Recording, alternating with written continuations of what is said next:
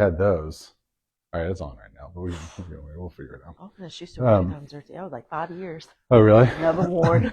That's awesome. Well, I'm glad you broke them out for today. Hello, everyone. We are once again having our Dreams to Reality series continue. My name is Jonathan, and we're here at the Lead Center. So on Tuesdays, we take time to talk to different entrepreneurs and to get to know their business and what they're doing, and really more their journey than anything else. And we're really fortunate to be here with local celebrity, shoe connoisseur, food truck, baker, caterer, Netflix superstar, whatever, all the things. Nina Charles of Nina Creole and everything else. Thank you for being here. Thank you for having me. Thank you for bringing those incredible shoes. No So if at some point the shoes make noise, they do, and light up. So if at some point you see, there it is. Look, and then they do this cool stuff too, because they come with like this awesome little. Of course they do. This is the first time bubbles have been a part of the show. This is great. Man. All right, Edmund, write that down. Bubble machine from now on. Clearly. All right, so I want to talk about all the stuff that you're doing and how you got here. And, but let's kick things off with why just the best cake there is simply yellow cake with chocolate icing. It was my favorite part of our conversation that we had beforehand. Yes. Was that it's always my favorite. Like, me too. I think for the most part, it's nostalgic. Absolutely. Yeah. I remember the first cake that I ever had, the first cake that I remember having was the box yellow cake with the chocolate icing. Yeah. And I remember me and my mom in the kitchen and us licking the spoon or Absolutely. whatever. So it just kind of holds that. And it's still the best cake ever. Yeah. Is it staying good for a long time? No. But you didn't make that cake to stay good long. Exactly. Like, you knew that this was a short-term thing. Right. This is a short-term relationship. We both know what's going on here. Exactly. Like, that's all that's happening. Okay. And then it became everything else. Yes. So I don't know, you're super creative. So where did that come from? The way I explain it, that I'm an artist by nature. Absolutely. Like that's kind of, I've seen I don't know how everything you've done and everything you do on that truck. Yeah, there's no way. Thank you. From what I can remember from elementary school, I believe I was in gifted class, and my part of gifted class was my creativity and my art, and that was like in kindergarten, first grade, as far back as I can remember. But I've always had this knack to want to be creative and express myself in different ways, whether that be drawing, painting. I never wanted to be a chef or a baker. I never had those aspirations. We didn't have YouTube or social media back then, so there was nothing for me to look for to aspire to be that type of person. So back then, it was drawing, painting, and then it evolved into painting on my shoes, painting my nails with different characters, hair, however I can express myself, I did. And now it's on the food truck. Yeah. It's red velvet king cake. Yeah. It's banana pudding king cake. Yeah. It's whatever kind of king cake on a stick, which is like crazy. King cake on a stick. Which makes you think that, first of all, king cake on a stick, why? I want to put this on a stick, which is incredibly hard if you try to eat it as if it's on a stick. Yeah. Because if you've never had it, don't think this is like a lollipop. No, this is as long as my arm, on a stick. You're gonna need to cut it up and. Yeah. And to be honest, like most artists, it came from inspiration. There was some other bakery doing it already. And at that time I was in Dallas. Okay. And one of my friends was starting a food truck, a Louisiana food truck, and they wanted me to do king cakes. And I was like, oh, but we're on a food truck, so how do we make this more convenient or whatever? And I saw that and I was like, oh shoot, I gotta figure this out. Like, I thought it was like this whole, I got to do something different with the dough, or what do I do to glue these things on a stick? And no, it's basically you wrap the dough on a stick. Yeah. Ta-da. And then there it goes. And you feel confident giving everyone your secret because it's not rocket science. It's not innovative. It's creative. It's just not innovative. So, yeah. So you're from here. You then went to Dallas a couple times to do artistic stuff. Yes, right? yes. And then when did you come back, and what brought you back? I came back. So the first time I went was for the Art Institute of Dallas to go for fashion design. Came back because I was just like tired of the city. I was a country girl in a big city, and I fit in, but I didn't quite fit in. So I came back home, and I realized I didn't fit in here either. So I went back to Dallas. Maybe we'll try again. Right, because it was more familiar. Everybody thought I belonged in New York or California. And if I'm in Dallas and I'm crying my eyes out every day because I'm missing home, why would I go that far? So I was like, Dallas is close enough for me to drive, come when I need to take her home. So I did that. I ended up coming back and we talked a little bit about that. I was depressed. There was a form of depression going on, and I didn't realize it because I didn't exactly know what depression was.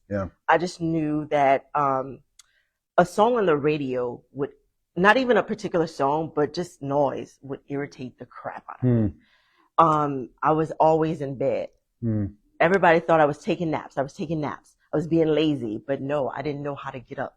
I didn't know how to break out of it. And I thought, all right, maybe I need to be back home around family, around people who love me, around some peace. And so I came back home. And at that time I was working for Liberty Mutual, as a workforce analyst, and they allowed me to work from home.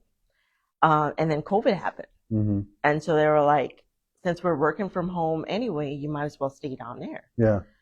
So I stayed down there, and it was great because I got a chance to hang out with my mom, and everybody else. But me and my mama is the cook. She's the one who inspires me in that way. And then so from there is where the egg rolls come in. The crawfish boudin king cakes. Oh man, because those are so good. Like the egg rolls are really. The crawfish boudin king cake was actually the first thing that I did from the house. It was me and my mom. We were bored. Somebody showed me a picture of a crawfish boudin king cake, and I was like, that looks a little unseasoned. I think I could do it better. So I gave it a chance, and long story short, it took off. It took off so much that I would do this on the weekend or the holidays, basically. And we have about 3 acres of land, and the line of cars started forming down 3 acres of land. And the neighbors started asking questions, and we're like, well, I know I can bake from home, but I'm not quite sure I should be doing this from home, right? So I looked up the legalities and things like that. I was like, well, why don't I just get a food truck, right? And so I got a food truck. I think within a week or so, or maybe a day, I quit my job. I'm that type of person. Absolutely. We talked about that. Like I'm throughout life, I've just been that person to take leaps. Not necessarily the most responsible thing in life, but it has also, I accept it for what it is, because it has gotten me so far and where I'm at now. So I appreciate it. I accept it. But I also know I have to fix it in some way. And that's, I think, an interesting part. And because you're really creative, and I have such admiration for your ability to leap and to say, like, I'm going to do this, and to constantly be looking at more. Like, I think that's the thing that's been, you mentioned earlier, like you started baking in like 2016. I mean, it's not even 10 years. Like, and you've kind of done a lot, right? considering like 2016, like the amount of stuff you've done. But it feels like it's because it's like let's push the envelope, let's do more, let's figure out, like let's do this, let's right. However you got on, so what led to deciding? Because you were on the first season of Is It Cake, right, on Netflix, and so how did that happen? Like, how did you go from I'm baking in 2016 to I'm on a TV show now? Right, it's crazy, right? Because I never dreamed of that. Like I never aspired to be a baker, to be a chef, to be on TV doing stuff like that. But it came to me. And I think the first time someone reached out to me to audition for another show. They had found me on Instagram or something like that, see my cakes. Yeah. Asked if I wanted to audition. I needed a partner for that particular show. So I was like, what the heck? I don't have anything else better to do. So I got the partner and I auditioned. We got so close. And then that's when I started to realize, oh, this is really kind of happening. Yeah. And then he decided he didn't want to do it. And they wanted us as a team because we worked well together. So that didn't happen. I cried because I didn't even know why I cried because I was like, I didn't even really want this. So like, what the heck? I don't want to do this. I'm really sad about not being able to. Got over it. And that was still in Dallas. But then when I moved back to Louisiana, again, just minding my business. It's COVID. Right? This California number kept calling, kept leaving messages. I got the message. I ignored the message. Yeah. I didn't know. I was like, what do they want? I don't want to do this. Usually they want to talk about your car insurance. Right. Right. They're trying to reach you about exactly. And then she left a message and I listened and I was like, yeah, I'm at peace. I don't want this. But something nudged me the next time to answer that phone. Okay. I answered the phone. It's like, oh, I'm a casting producer and I want to, see you that you're baking and stuff, and I want to see if you want to cast for a show. Yeah. At that point, I didn't know what show. I didn't know what streaming service. I didn't know what was going on. I was like, all right, again, I'm bored. Let's do it. So I did it. Hobbies. Like, let's get you like. About book club? Like stamps. Never mind. No. Never mind. We're not going to stamps. You have these shoes on, and you want to talk about the stamp collection. Cool. Stamps were really cool back when I was in the 5th grade. Like, that was really cool. You know what? I gotta find my collection. And needlepoint. I used to needlepoint a lot, too. Just think back on that. That makes sense. Okay. Oh, yeah. I know. It makes sense. Anyway, so we got further along in the process, and I'm just going along, and I'm still not knowing what am I doing. And then to maybe 2 weeks before this actually you go out to the show, okay, this is for Netflix. I was like, oh, this is real serious. So then I felt like I had to put on, but then I felt like, no, I had a cake to do. I remember having a cake to do. And I was like, well, I need to put on, but I have this cake to do. So I met with the producers of Netflix, and I'm literally there like, hey, well, make this quick. Like, I didn't say it like that, but I was like, I got stuff to do and messing with my cake and everything. And they thought it was cool that I was doing the interview while trying to do a cake. So it worked. Yeah. It worked. And I was like, yeah, come out to California. We filmed for about a month. Yeah. During COVID. Mask on, testing every other day. Yeah. It was kind of brutal. Yeah. We were locked up, silenced. Yeah. Well, and you can't because the way the shows work, you do all the filming, and then you just can't tell anybody for like a year. Right, exactly.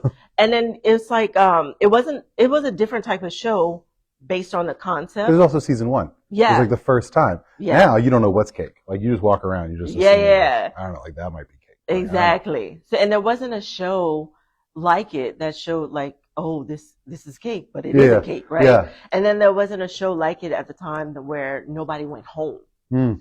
So we just kind of stayed there. So what I liked about that show, and maybe that what happened to me the first time when I didn't get the show, that was one of those where you went home. Yeah. That wasn't the show for me. Oh yeah, and that wouldn't have been right. Yeah. I think God saw more in me. Yeah. He wanted my first to be this explosion. Yeah, more of a community that you're able to be a part of. Yeah. Yeah. Because he sees me. He sees, and that's what ended up happening. I didn't know what was going to happen when that show aired. Nobody knew. But we were on there for 8 episodes, all of us. People got to know us. Yeah. They felt like they knew us. They love us. People actually, just a week ago, so they're still paying me for birthday messages. For me to send out birthday messages. And I get messages from Trinidad. I get messages from Korea. I get messages worldwide. The food truck blew up. Yeah. The cakes blew up. My Instagram followers went up. My TikToks, everything. Yeah. So it kind of exploded, and it worked out in the best way that it could. Yeah. And so it worked out. Yes. Now, at the same time, and this is, again, we've talked before, like, you've done these other jobs, and it's like, you had the ability to sit back and go, like, we have a pattern going on here, where, like, every 3 years or so, you know, I quit I something. quit. I get bored. I want to do something else. Something happens. Yes. I move. I do whatever. And so, yeah, at some point we're getting close to like the 3-year mark of this food truck thing. Yeah. And these feelings are coming up again. So like, what happened? Because you didn't quit. You're still doing it. So right. But whenever, and I think we all do that. And I think that's sort of the message that I kind of want to shift to, is that, we all have like, we see patterns in our lives, and if we don't do anything about it, the pattern is just going to continue. Right. And so for you, how are you trying to stop the pattern, or maybe not stop? You know what I mean? Like, how do we make sure it's not just like, okay, we got to jump to something else again? Yeah, no, and actually, I'm surprised. It's actually 4 years of Nina Creole, so that's you made it. Yeah, you did it. We made it past a year, but I think a part of it is that.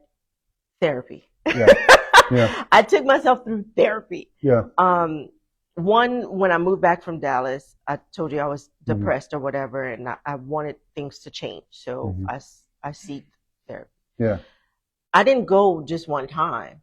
Yeah. I still see her till this day. Yeah. Like when we first started, it was once a week. Now we're at maybe once every other month or something like that. So the progress is there, but she also helped me identify some things within myself and work on those things. Yeah. And it is true what they say, like, if you want things to change, you can't keep doing the same things over and over and over if they're not working, right? And when I took the hard task of looking back on my life, the good, the bad, the ugly, there were some things where I felt like I could be further along in life. Had I taken a look and stopped quitting every 3 years or doing this and then jump into this and then jump into that. And then what we realize is that I have ADHD as well. So it's like, and then not to promote drugs or not promote drugs. I got on drugs. Prescriptions. Prescription drugs. This is an important time to know that prescription drugs. Prescription drugs. Purchased at a pharmacy that is legal. Exactly. There we go. Very much prescribed. And have to see it on a regular basis because there's powerful stuff. Absolutely. So you have to make sure, right? So, but it allowed me to start focusing. It allowed me to zoom in on some things. I told you, like, my to-do list was like 12 or 13 pages long. And it's because I kept doing this and I kept doing this and nothing was ever finished. Nothing was ever finished.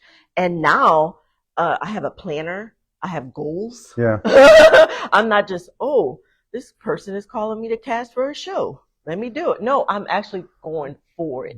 For something. So it's working. And I mean, thank you so much for sharing that, because I think that it is, we find that despite the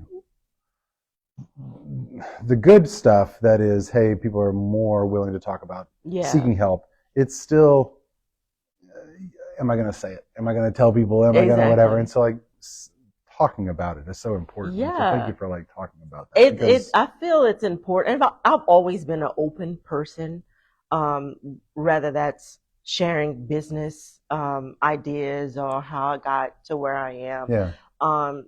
So for me, it's just the same. I'm depressed, and that's okay to say. I think most of us grew up in households where we didn't know what depression was, or we were told to kind of pray about it or get over it or it'll be okay. And for some of us, it's just not okay. Like we try that and I still pray. I still see, like, I'll go to, like, what scriptures are good for depression or whatever, and I'll still use that. Right. But I also feel that God put certain people in place to help you through that journey as well. So it's okay to seek help. It's okay to identify. It's okay to accept, but not live in that depression. I think that becomes such a big part of it, is like you see it and then you decide to do something about it. And I think that's where, maybe in in the past, again, like because we don't always like to talk about this kind of stuff, we do.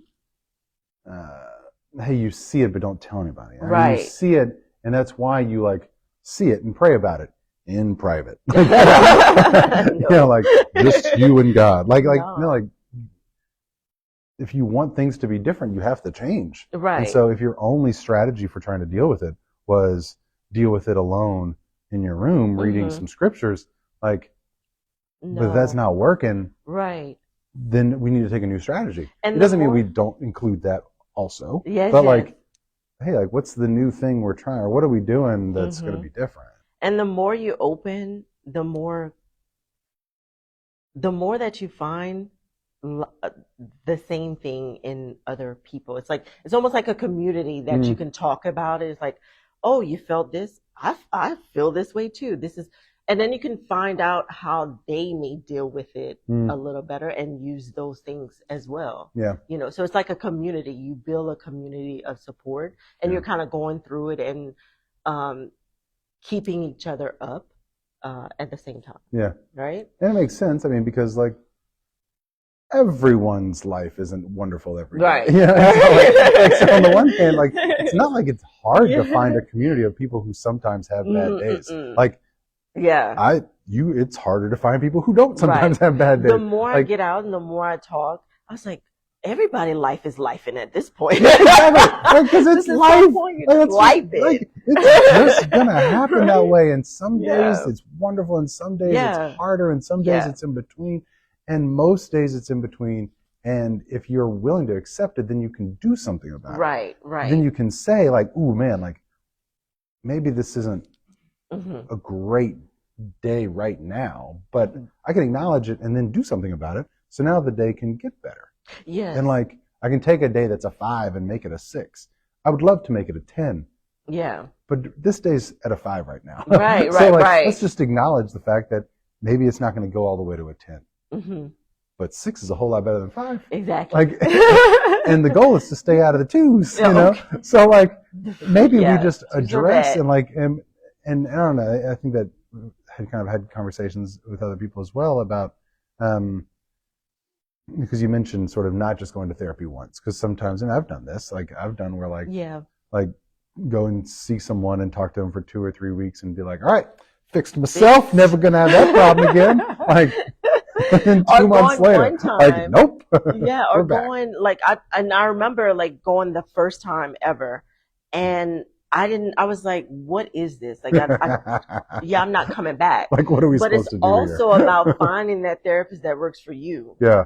So don't give up on the first, because the first one was like not the perfect fit. Yeah. There's somebody out there for you. You just have to find them. Yeah. Yeah. Luckily, I found it on the second try, but that first one, I was like, my friend could have told me that. Like, it felt like that. Like I was having a conversation with my friend, which with most therapists is kind of like, I think I went in there with wanting them to fix me right away. Absolutely. Because we all want that fast fix. Right. And they help lead me. Yeah. And kind of, I would say coach, but they wouldn't necessarily say, you need to do this, you need to do that, you need to do that, and this will fix that. No, it's it's leading you to find it within yourself. Yeah. Yeah. How have you,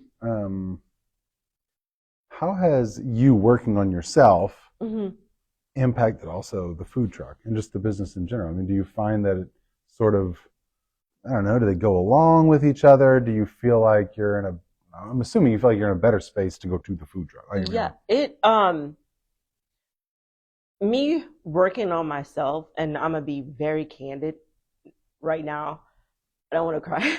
This is not a crying session. This usually can be. We get bubbles back out. We need to get the bubbles back out. We'll do the bubble thing again. Everybody will be excited. Everybody, I think some people can look at me on social media and sometimes look at my smile on the outside and think she's happy, everything's great, she's making a lot of money, this and that. But running a food truck, running your own business, dealing with other life issues, all this stuff, it weighs on you. Yeah. Heavy. Yeah. Heavy. Yeah. And if you're not working on yourself or you're not strong enough, there's been times where my mind has taken me to where just ended. Yeah. Just ended. Yeah. And yeah. I feel like if I wasn't working on myself, if I wasn't stronger, Yeah. that I would have done that. Yeah. You would have been that much easier to be like, hey, Yeah. listen, like there's an easier way, Right. you know, that. And to think back on it, like, this is something that helps me as well. Those struggles, Mm-hmm. they always make me better. Yeah. They always make me stronger. Yeah. I do question why I have to go through so many struggles. Like maybe we don't need this level of struggles. Right. Or this many of them. Thank Kevin Gillard, everybody. Kevin Gillard. Next box. Thank you. But I have these conversations with God, like almost like Forrest Gump. Yeah. But I'm like, okay, this is enough. I don't understand why I have to go through so much. Yeah. So much. Yeah. It seems easier for this person. It seems I could have been on a pole. This is just craziness. Yeah. But you do start to end up that, like, right? You start going, the comparisons begin of like, well, how come that didn't happen for me? How come that didn't happen for me? And that's just such a dangerous game to go down. And yeah. And I'm so happy that you're here and have chosen to do things and continue to figure out, hey, how can you put yourself in that best space? Because it's not a fix. It's I live my life this way now. Mm-hmm. And that's hard. I mean, it's easy to say, like, hey, listen, like you have to live a different life. That's how you get better, no matter what the thing is. Like, if it's mental health, if it's physical health, if it's relationships, if it's whatever it is, like, it's not just, okay, like I did that and now, you know, it's not 11 days of antibiotics and now you don't have to take antibiotics anymore. It's like, no, this is the new life you have to lead. You know, like if this is, you have to work on yourself daily. And that's a difficult decision because I think we want the quick fix. Yeah. And in some instances, I mean, like the things that we struggle with, that we battle with, we don't want to give them up because we got into the problem was because we liked them. Like, now we still want to like them, but but it's that sort of men.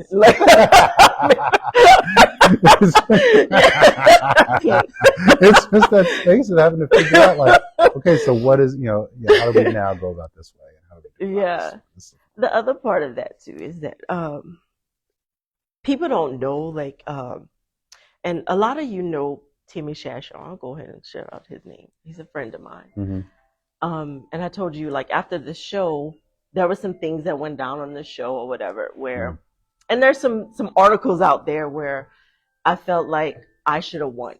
Yeah. And honestly, I should have won.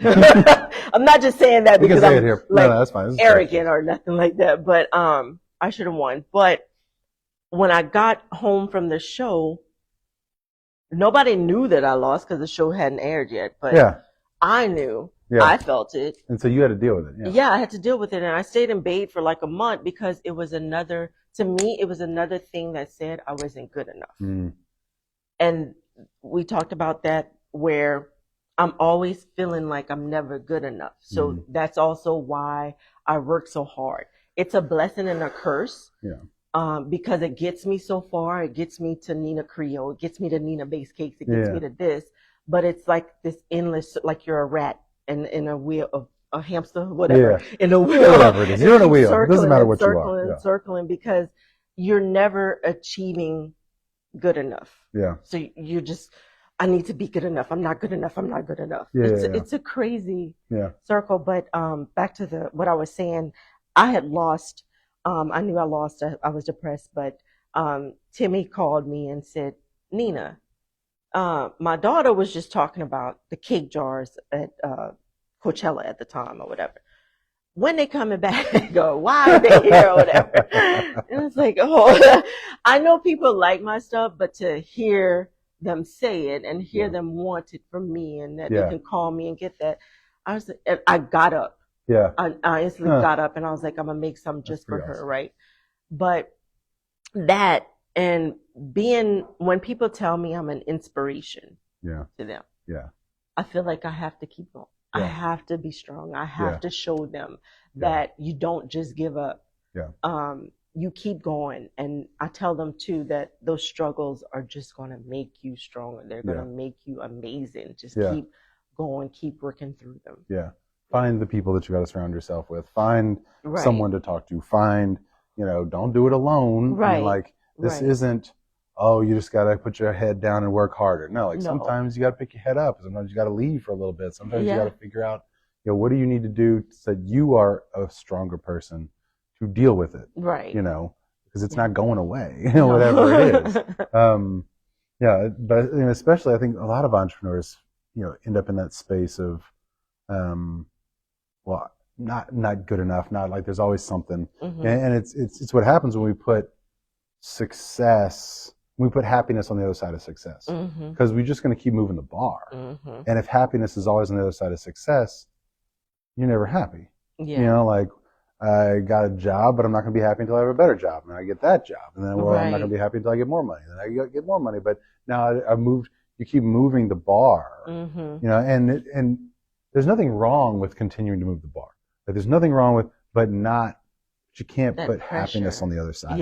Like happiness can't be on the other side of success. Like happiness needs to come before success.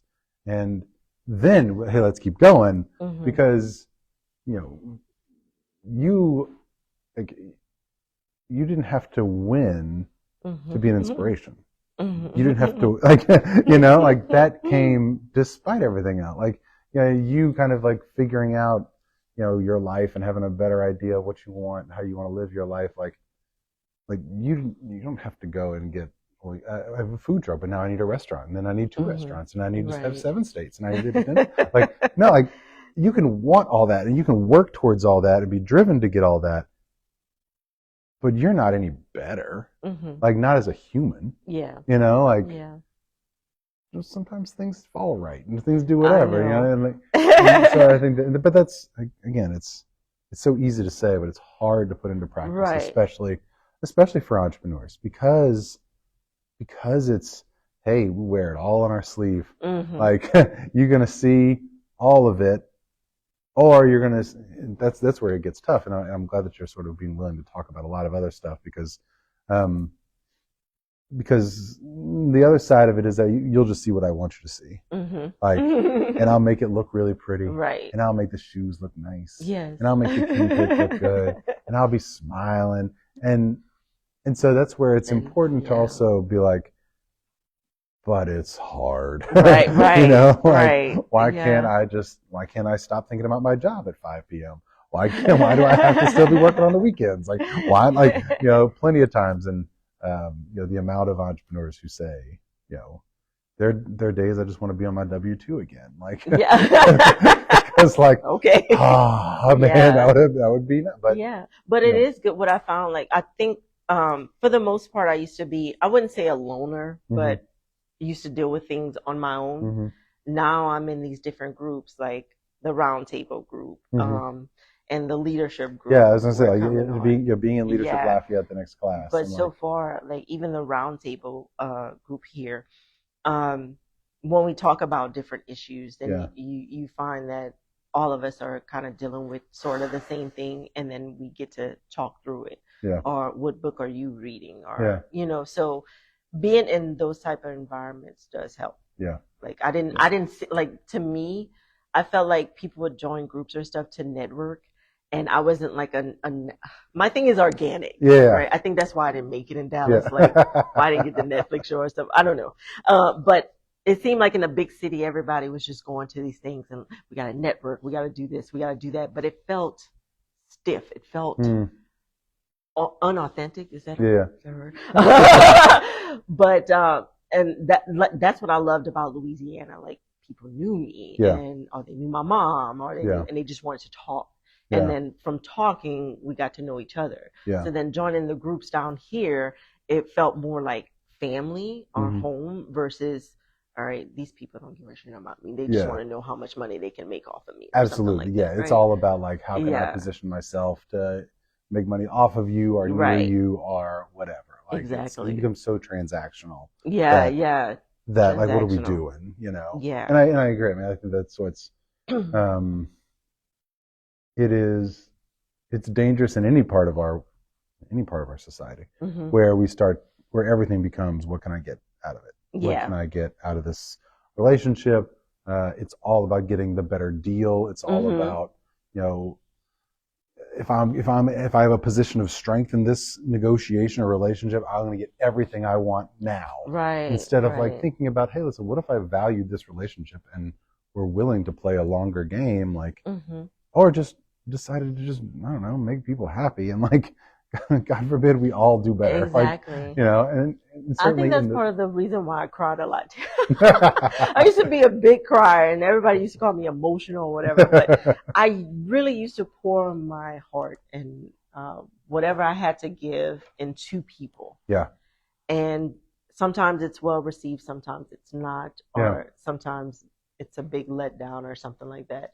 And I think and me and my therapist are still working through this situation, but I consider everybody a friend. Yeah. Right? Yeah. And that's just not reality. Like, we have to be protected, but listen, like, I don't know. I respect your therapist for saying that. I don't know if I agree with it. Like, but because, like, kind of like that. Like, yeah. I mean, yeah. But there was there was this basketball coach who got cancer, and he fought through it, and he was giving this speech, and you know, for him, it was to live a good day was to think, to laugh, and to cry. Like, if you did those things in a day, that was a good day. You know? And so, like, and the cry really was like to be in a space where your emotions move you to tears. Like it's not a sad cry, not a whatever cry, but like to be in a space where either the conversation you're in, or the song that's on the radio, or the book you're reading, or anything. I mean, the thing that you see, I don't know, you should be moved to tears. Like, life is remarkable, and like, we should be in awe we should work to be in awe every single day. Like, something should make us go, what? Like, and sometimes it's about us, and sometimes it's about someone else. Sometimes it's, you know, you see something, you see a friend get something, you see, I don't know, I mean, I think about, you know, my Park to Oak sweatshirt, like the Parks to Oak folks. I mean, like, they're incredible. And so to see them succeed, or to see them get accolades, or, you know, those kinds of things. Like, I try not to let it change me. Yeah. But you can feel it sometimes, like, where you have to harden yourself. Yeah. And I hate it. Yeah. No, I hate it. I understand being like, gotta be that, you have to be protective, you have to be, you know. Yeah. It's just not fun. I'd rather live in a world where there are bubbles everywhere, and like, we can have a lot more fun, like, in that space. Exactly. That's a lot. So what, when you think about Nina Creole and so, like, where you want to continue to grow and to be, I mean, is it, hey, is it more food trucks? Is it, is there a hope for like a restaurant at some point? Is there, I'm trying to bring those thoughts back in, because there's Nina Snow that's about to open. Excited about that. Which is on the corner of Alexander and Louisiana Avenue. Yep. So we're going to do a snowball stand. The crazy thing about that is the person who had it before, it didn't work out for them. So they wanted to see if I wanted to do something with it, but Nina Creole. Yeah. And I went, and I was like, oh, maybe I could, you know, I really never thought about a restaurant. I like the freedom of taking the truck out. But that was before, when I was on the truck. Yeah. Now I'm learning how to not be on the truck, right? So, which is such a test of faith and trust. Exactly. Because what happens when you're not, yeah. So I thought about it, but my mom knew the owner of that place. Okay. So my mom was like, do you want to talk to him? And I was like, yeah. So we talked. He told me the history of that stand. Of that stand, yeah. Because it's an old building. It had been there forever. Yeah, and it's always been a snowball stand. Really? And everybody knows it as the stand. Yeah. But he said how children in the community would just come home after school and get something to eat, because their parents were probably working or Sure. whatever. There was the newscasters like Dalford Jones would come when he was a little boy Yeah. or whatever. He just told these great stories, and it had so much memory. Then it dawned on me that 2 years ago, I believe it was, I had wanted to do a snowball truck. Yeah. So I already had nice. the name Nina Snow. Okay.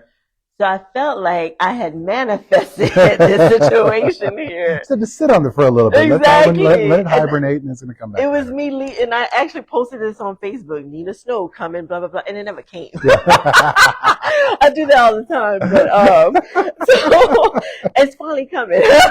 We have our health inspection Wednesday. Good, tomorrow, excellent. and hopefully, within the next couple of weeks, it'll be gone. But back to it's cold outside, so like I know. Like, don't worry about that. Because I've been paying rent since it needs to be October, like a Nina hot chocolate right now. Like. Yeah, right. But I just felt like it worked out the way it was supposed to. As it always does. It's all coming together. But I wanted to preserve that legacy. So we'll still, everybody knows the Nina brand. So it'll have Nina. You realize, like, it's incredible, like, how you've taken Nina and just like popped into all these spaces. You know what? Like, and it's not an ego thing. I forget that you're like Charles. Usually I'm like, her last name is Creole. Like, depending on where you met me, most people, that's what they tell me. They thought my last name was Creole. Yeah. They know it's not baked cakes, but they're just like, oh, I thought it was Creole. It's like, no, it's Charles, but you can call me whatever. And then maybe if they know Nina Snow, it'll be like, oh, that's Nina Snow. And that'll be fine with me as well. It's not an ego thing. It's mostly like in this day and time. Branding.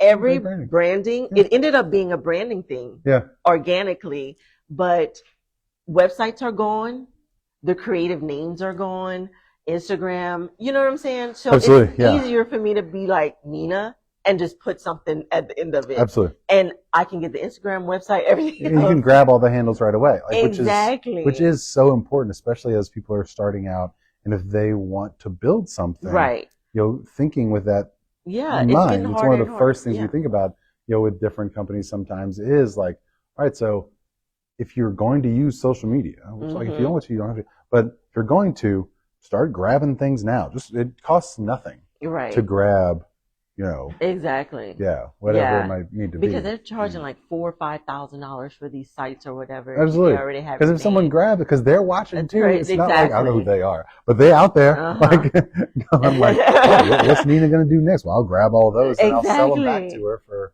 Right. But every time I think of something, before I even put it out there, I've already gotten the site.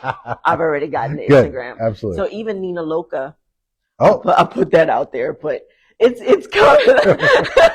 We need to work therapy. We need to work on one thing, finish it, and then go to the next. So how about we finish this first? Yeah. So we're trying to get Nina Snow up and going. And now that I've learned to train people and trust them, the food truck is going to be running. We're going to train people for Nina Snow.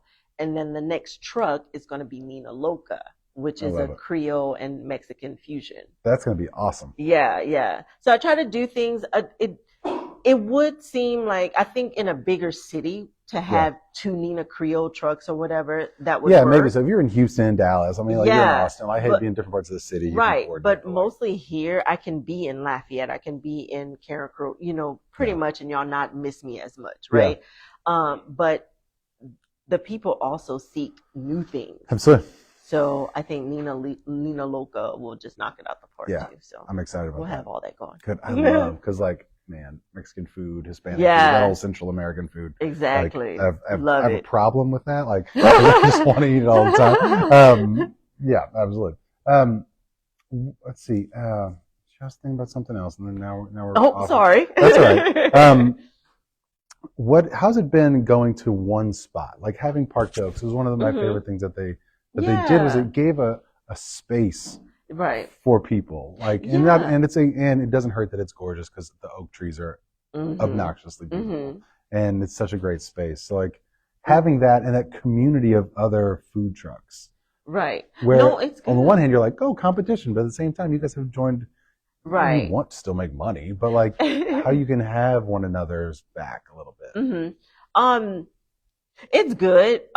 Because like for the most part, like I'll hop to different trucks and talk to them, see what they got going on or whatever, and we'll check up on each other.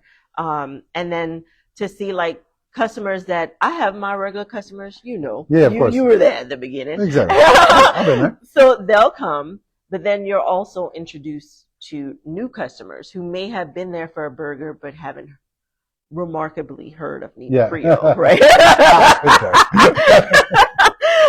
And so they see the menu and they see everything and want to try it. Now you got a new customer. Yeah. You know, so that's the plus of that. Yeah, you pick up something that you wouldn't have had otherwise. Yeah. So that's what food truck parks are great for. Yeah. The one thing that I kind of struggle with a little bit is that you kind of get comfortable there a little bit. Sure. Because you knew when I started, we had lines and I was by myself. Absolutely. By myself. Listen, the first right? time I went to your food truck was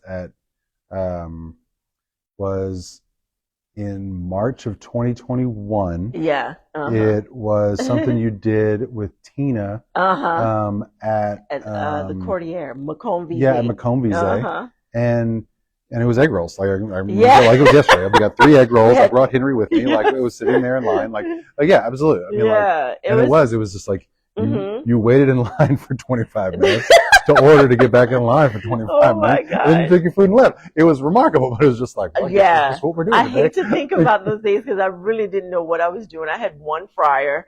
It was just a mess. But we learned. Yep. We got pagers. You grow. Yeah, you figure all kinds of stuff out. You grow. And so we don't have big lines anymore. We've learned how to tailor that. You get right. People through. And people think and that's a crazy part. People won't see a line and think you may be doing bad. That's definitely not the case. Because my people are sitting in their cars now. They're around with their pagers or whatever. Yeah.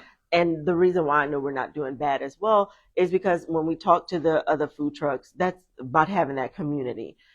Not to be in your business or whatever. How much did you make and how many people did you see or whatever. Yeah. So you can kind of get gauge and get an average. It's never about like competing. Yeah.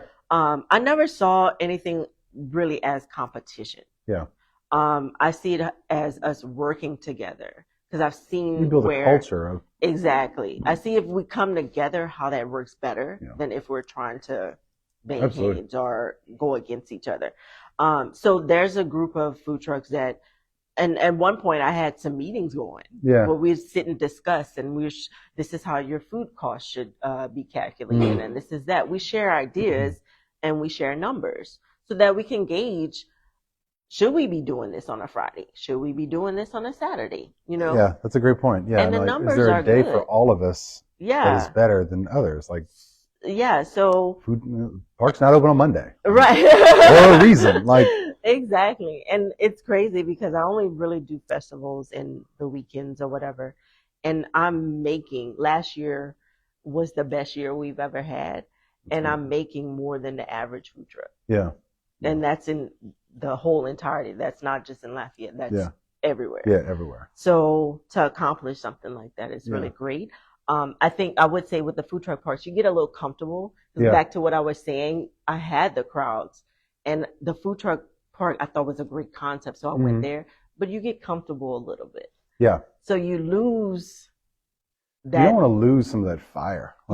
Some of the hustle. Some of the and then hustle gets tossed around for all kinds of crazy things. But there are aspects where you do want to still have that go get it mentality. And where I can go to the Macomb Vise by myself and just have those lines or whatever. You kind of chase that still, right? And I'm pretty sure I could, but you get, like I said, you get comfortable. Yeah. I think about same but different. It just popped in my head, but I used to wait tables, and it was just this college, this college place, and so it would be busy, and then you have a lull, and then it would get busy again late night. And so on the one hand, it was nice whenever it was nice and slow. Yeah. But I would crave the 1 a.m. to 3 a.m. Nuts and madness, because it was fun, and there was there was some I don't know, it was energizing, and there was things going on, and you never knew if you had to break up a fight or do something convince people that no one did that, you're fine, you're the other way. But there, I don't know, there was a little bit of that. I don't know, you don't want that all the time. Yeah. But there are elements about it that keeps you. But and also that the food truck park, as convenient and comfortable as it is, it helps me in a way where I'm not comfortable with the girls driving the truck around. Yeah, that's a good point. Yeah. So if I'm parked at the food truck park, all they have to do is come in, do their that job, is so much easier. and then yeah, which is so like, come out. how's that been? I mean, like the trust part. I mean, like, when you go, all right, I'm leaving. Like it's been really tough. You're like, I take everything personal. And everybody that works on my truck is family. Yeah. They're cousins. Yeah. And we had a team meeting where I had to address it because I felt like they got too comfortable with me being family or cousins. So it's okay to come in late. It's okay to not do this. It's okay. Yeah. It's okay for you not to be invited to Thanksgiving. Then. Exactly. Let's see where that's going to go. Like, then it becomes petty. Exactly. You don't want to take it into Christmas or Thanksgiving, but you're like, you come in late all the time. I don't want to sit and break bread with you. Absolutely. So, but we work through it, and I think for the most part it's communication, because sometimes they don't know if something's wrong with me, and I have to take ownership of not training them properly. Yeah, absolutely. Right? I take ownership. This is every job ever out there. It is like, did you train them properly? Did you just assume that they knew XYZ because they saw you do it? And sort of, you can't default to that. Like, the default has to be, I'm going to explain it to you like you have never seen any of this. Right. And if it ever feels repetitive, that's okay. Yeah. Because you'd rather do that than... I need to get to that point. Yeah. I always approach things like, you should know this. Like, if I know it or if I can figure it out, you should already know this. Like, it's common sense. Yeah. But not everything is common sense. No. I had to learn it some kind of way. Their ability to learn in the way that I do may not be the same. There's different aspects of that. And I remember in corporate, they had the managers test to see our different styles of learning or working or whatever, so that they can work efficiently or better. Yeah. And I'm like, okay, so why am I not applying what I learned in corporate to now? I didn't want it to feel corporate though. I didn't want it to feel like a job. But I see why. There's certain things, rules, there's handbooks, there's this. We have a handbook now. We have, if you're tardy, you're not bonuses, all this stuff now. Yeah. So fancy now. We have to be at this point. Like, it came out of a necessity. Yeah. But I'm glad it did, because it also, now I can put that into the other businesses. And again, I'm thinking Nina Snow didn't happen when it did, because God wanted me to learn these things. Like, what's the structure? Exactly. Because now you can take that structure and go into Nina Snow, Nina Loca, like all that stuff now can have this structure. Right. And I think that's what it's so important that people realize, like, whether it's never just a whatever. It's never just a food truck. It's never just a bakery. It's never just a publishing company. It's never just a whatever. It's no. Like, because if you think about it as just a lawn care service, then you're right. That's it. It's just going to be a lawn care service. No. But if you think about it as like, nope, like this is a business. Yeah. And it will be run so. All right, well then it's going to be a business. Exactly. And you kind of get to that point. I think that we've, for small businesses, there's some studies that look at, you should try to sell to other states as soon as possible, because you then start to view yourself as someone who sells across the nation. Oh. And even if it's like, hey, I have friends in California and I'm going to send them some king cakes on a stick. Yeah. Like, learning how to do packaging, mailing it out there. How do you make sure it stays fresh? Once you've learned that to one state, there's no state that you can't learn that to do. Right. And so it becomes this, okay, like, all right, well, like, once I figured it out, but the hardest time is figuring out the first time. Like, mailing to California, something didn't happen. And you're doing this, but once you figured it out, it doesn't matter anymore. Now it's like, all right, like, I know how to do that. Yeah. And the same thing with international. I mean, like, the sooner you can sell to Canada, sell to Mexico, sell to whatever, because now you're an international company. And you should see yourself as an international company. Yeah.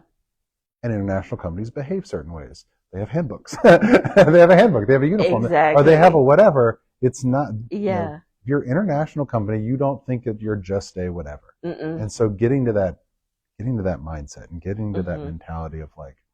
And that was a part of growing too. You remember, I take all these leaps and all this other stuff, but part of growing was to dream bigger, to set those goals. So seeing that Nina, well, I'm going to say the Nina brand, because it's not just Nina so Creole, it's not Nina Loca, it's the Nina brand, that it can be this big thing. And I think in Accelerate Northside, I had mentioned in my introduction that I wanted to own my own island. And that's really, like, it seems crazy to some people, but that's my goal. Pecan Island is an island. There's no reason why we can't go out there. Like... See through water. Yeah, exactly. All right, it's fine. We'll get some different water. But you have to. Now it's like everything is like, all right. When I say that, so what do I need to do to get there? I can't just be on the food truck and burning out and exhausting. I need to see this as a real company, as a big company, as Nina, as this whole global brand. And what does that mean?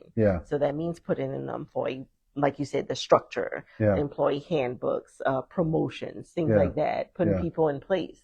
Right? That's amazing. So that's so good. I love hearing you say it, because I think that it's just so important that you view it like that, because it's not gonna just happen, right? You know, like it just doesn't work. Like, it just like there's never been like a situation where that went down like that. Like no one's gonna bequeath you an island, so like you're gonna have to go get the island. I thought it would be the prince or king by now or something. Maybe that'll still happen. Like we'll put you in the right spaces. Like it could. Yeah, exactly. Any princes out there. If anyone sees you, exactly. These shoes are more than happy to go, wherever they gotta go. Any questions, you guys? Any questions from anyone about life and things like that? I mean, I talk a lot, so. I know. And I think one of my favorite things about you is I love when you laugh. Because it's so loud. It's so, like, there's never been a time where it hasn't been like, that's what I wanted. Like, I want this, like, loud, like, it's not a giggle. Like, I've never heard you giggle. Like, that's never a situation. But it's always, like, we talked the other day and you were, like, on Zoom and, like, making a cake. And a couple times you did, and I was just like, that's awesome. It's hilarious. I don't notice it anymore now that you say. I'd be self-conscious of it. Well, absolutely, now I've ruined it. But there was a time. There you go. Man, thank you so much for being here, for sharing. Like, thank you for like not letting my things. Therapy. Yeah, exactly. This could be extra therapy for you. It's so. I know that there are so many people who needed to kind of hear that. Hey, listen, like all of this is a part of entrepreneurship, and all of this is a part of everything. Definitely. And you're doing remarkable things. I don't know. Thank you. Whenever Nina Loca opens up, we'll sit down again and we'll do the whole thing in Spanish. It'll be awesome. Oh, I'm learning Spanish. I am not, so this will be a tough scenario. I'll bring in someone else. There we go. Okay, that's where we're gonna go. All right, thank you so much. Thank you. Everyone, we are taking a couple weeks off, and then we'll continue these in March with a whole list of really fun people, and then. If you're listening to this right now, and tomorrow we're going to do a workshop on setting up your company in Google and why you need to take the time to do all of that. So continue to look for more things. And the Accelerate Northside application is open right now. And so if you want to be in the spring cohort, fill that out. Okay. This has been wonderful. Thank you. Thank you. Thank you. I'm going to have to walk over here now, which is